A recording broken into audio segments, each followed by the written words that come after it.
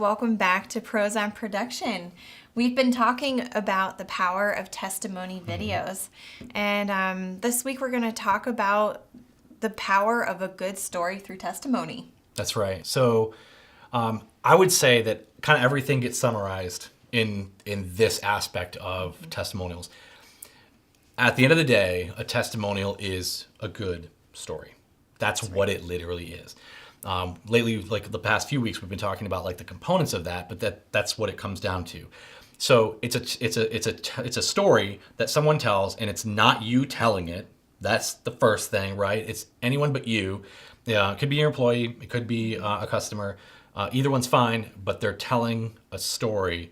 And the other thing is that that story should have an emotional component to it. It shouldn't be just stating some facts, because anyone can do that. But also that whatever that story is, it should agree with your core values or the core benefits, preferably both, of your product or your service. So all of that kind of comes together when we decide, okay, here's the story that needs to be told. And honestly, you're going to get this from the customer. The customer is going to have a great experience, and they're going to say to you, wow, this was really great. I just want to say thanks, blah, blah, blah. You're going to have a conversation with them, and you're going to say, you know what, I wonder if this person would be willing to do a testimony for us. Most of the time, if they're that much of a raving fan that they're coming to you and telling you this was really great, probably they're going to be a good person for a testimony. But it's got to be that weighty story. And by the way, the reason it's so important is because all of this stuff, all of this testimony talk comes down to this.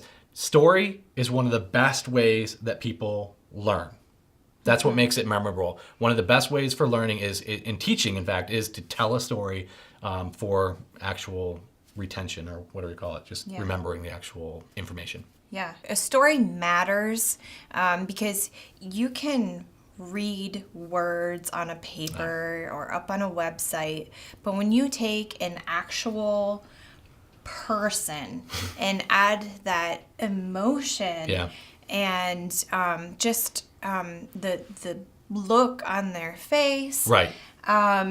Cadence in their voice, right? Like how they say it and the expressiveness and all that stuff. That's right. You're making it more than just words on a page. That's right. We had an experience, and we've shared these testimonials with you previously, with a hearing aid product. And what's amazing is just the testimonies of like suddenly like hearing raindrops on a windshield, being able to hear the grandchildren playing. It became more than just, hey, this is a great product because like, oh, it has Bluetooth that connects to my car. Suddenly now there's an emotional, real life experience that goes with this story. That's right. I mean, someone who's not able to sing in a church choir anymore is suddenly able to like hear those parts and be able to harmonize, which is huge for a musician. And the words that they use this is what we're talking about. The words that they use are things like, I got my life back. Yeah.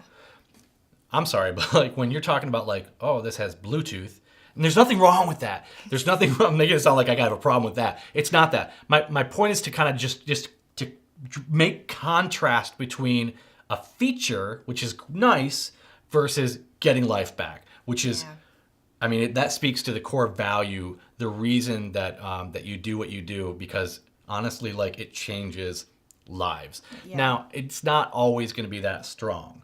Maybe you sell ice cream. You're not gonna give somebody's life. Which can be powerful too. I mean, everybody loves ice cream. Especially this guy. Look, all I'm gonna say is when I eat ice cream, it's like I'm alive. No, I'm just kidding. Okay. That's extreme. But like the point is, just ask him about shoe fly pie ice cream. Oh my word, from Yoder's. It's the best. Okay, so but we're so like going down a rabbit trail. The point is that when you are doing these testimonials and somebody like let's go with the ice cream thing.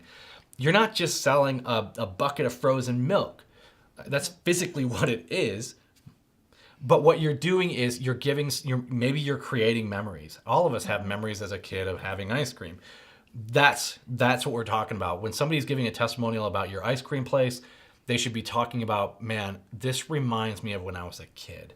Those are stories that connects. And that's the kind of, so that's what we're talking about. We talk about forming these questions around your core values and the emotional connection of a good story.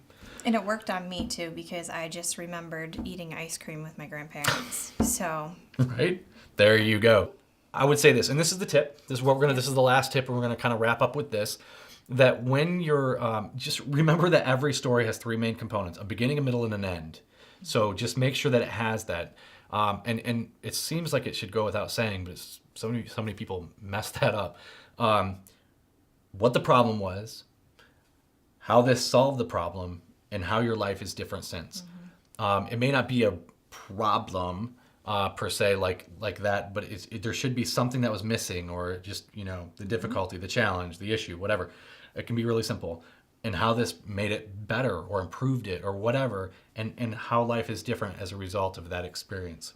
And that, in a nutshell, is what testimonials are all about. And if you go back through, this is really why testimonial videos are so amazingly powerful. And we hope that you will add them to your business repertoire. So there you go. Sounds good. That's it from us, guys. We will see you next time. All right, bye.